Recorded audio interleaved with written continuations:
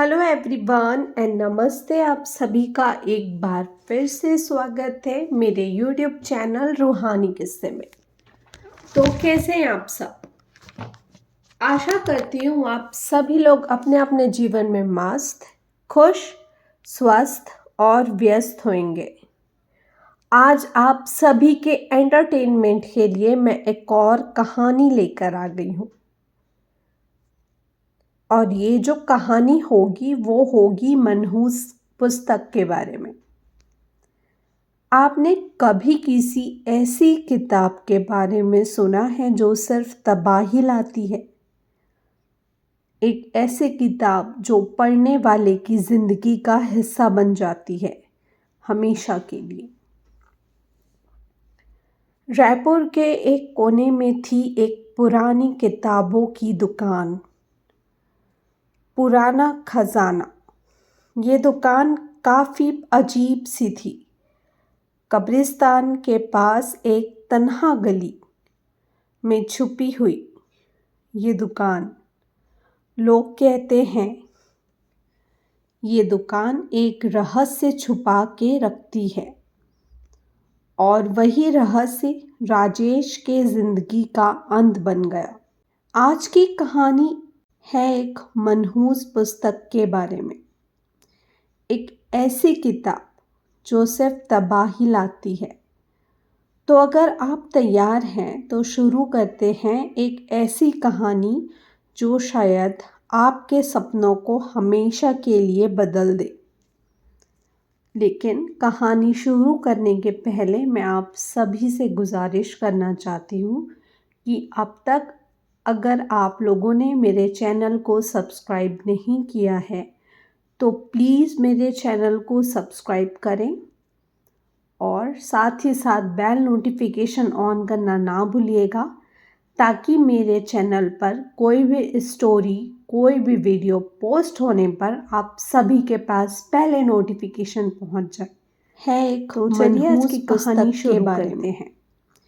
एक ऐसी रायपुर के पुराने हिस्से में एक पुरानी किताबों की दुकान थी। इस दुकान का नाम था पुराना खजाना। ये दुकान किसी कब्रिस्तान के पास एक छोटी सी गली में थी और बहुत कम लोग वहां जाने की हिम्मत करते थे।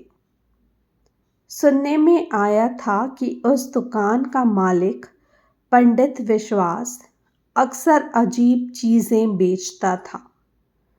पुरानी किताबें, ताबीज़ और ऐसे सामान जो एक अजीब सी ठंडक का एहसास दिलाती थी। एक दिन राजेश नाम का एक नौजवान वहां गया। राजेश को पुरानी किताबें इकट्ठा करने का शौक था। जब उसने दुकान में कदम रखा तो एक अजीब सी खुशबू और अंधेरा उसका स्वागत कर रहा था। दुकान में एक कोने में एक किताब रखी थी जो दूसरी किताबों से अलग थलग थी। उस किताब का नाम था मनहूस पुस्तक। पंडित विश्वास ने उस किताब के पास जाते ही राजेश को रोका और कहा, ये किताब मत लेना, ये श्रापित है। जिसने भी इसे पढ़ा है उसका जीवन खत्म हो गया। राजेश हंसा और बोला, ये तो बस एक कहानी है, मुझे इसे पढ़ने दो।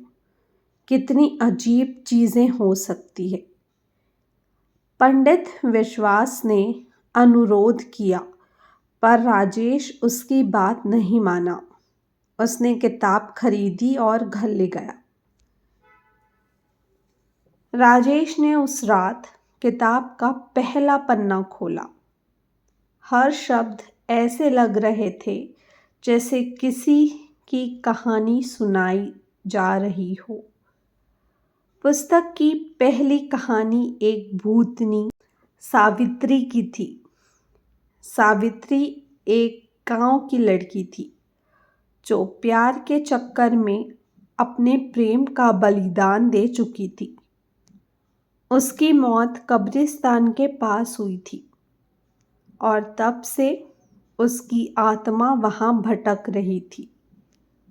जैसे ही राजेश ने कहानी पढ़ी, उसका कमरा ठंडा होने लगा। उसने देखा कि एक परछाई उसकी किताब के आसपास घूम रही है। उसने इसे अपने विचार समझकर नज़रअंदाज कर दिया और सो गया। रात को उसके सपने में एक औरत आई, सफ़ेद साड़ी में। उसका चेहरा पूरा जला हुआ था और उसकी आँखों से खून बह रहा था। उसने कहा, मैंने तुझे मना किया था, अब तू भी मेरे जैसा बनेगा। राजेश होश में आया तो देखा कि उसके हाथ में एक दीप जल रहा था। कमरा गर्म था और उसके बेड के पास मिट्टी के निशान थे। राजेश ने अगले दिन भी किताब पढ़ी। हर पन्ना पढ़ने पर ऐसा लगता जैसे सावित्री का दर्द उसके अंदर घुस रहा हो। उसने देखा कि उसका चेहरा आईने में बदल रहा है। सावित्री के चेहरे की परछाई उसके चेहरे से मिल रही थी। उस दिन राजेश के दोस्त अर्जुन और प्रिया उसके घर आए। जब उन्होंने राजेश की हालत देखी तो वो घबरा गए। राजेश ने उन्हें किताब के बारे में बताया, पर उन्होंने उससे किताब बंद करने को कहा। राजेश, जो अब किताब के जादू में बंधा हुआ था, उसने कहा, मैं इसे अधूरा नहीं छोड़ सकता। उस रात प्रिया ने राजेश के घर पर रात गुजारी। प्रिया ने एक अजीब चीज़ देखी। जब राजेश सो रहा था, तब किताब के पन्ने खुद ब खुद पलट रहे थे। हर पन्ना पलटने पर एक औरत की चीख सुनाई देती थी। प्रिया ने जब उस किताब को छुआ तो उसके हाथ जल गए। प्रिया ने अगले दिन पंडित विश्वास से मिलने का फैसला किया। पंडित विश्वास ने बताया कि ये किताब एक भूतनी के लाश के साथ दबी थी। जो भी इस किताब को पढ़ता है, वो उस भूतनी की किताब का हिस्सा बन जाता है। इसका एक ही उपाय है। पंडित विश्वास बोले, या तो राजेश इस किताब को जला दे या उसकी ज़िंदगी भूतनी के कब्ज़े में चली जाए। राजेश ने किताब जलाने की कोशिश की, पर किताब नहीं जली। उस रात सावित्री की आत्मा उसके सामने आई और बोली, तू इस किताब को ख़त्म नहीं कर सकता। अब तू मेरे कहानी का हिस्सा है। राजेश का चेहरा धीरे धीरे सावित्री के चेहरे में बदलने लगा। उसके दोस्तों ने देखा कि राजेश की जिंदगी उसके हाथ से निकल रही है।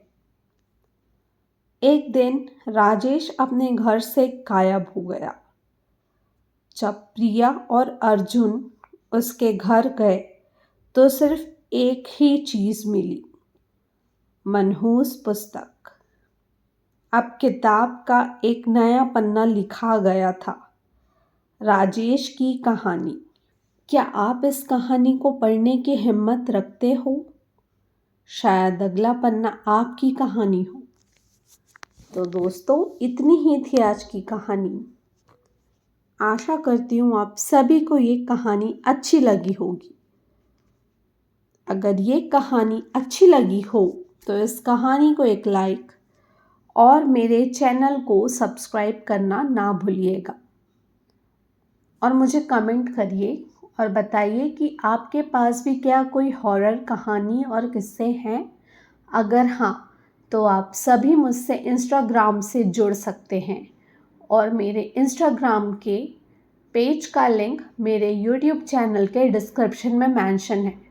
आप मुझे इंस्टाग्राम में कनेक्ट करें, मैसेज करें और बताएं कि आपके पास भी कोई ऐसी कहानियाँ हैं जो मैं लोगों को सुना सकूं।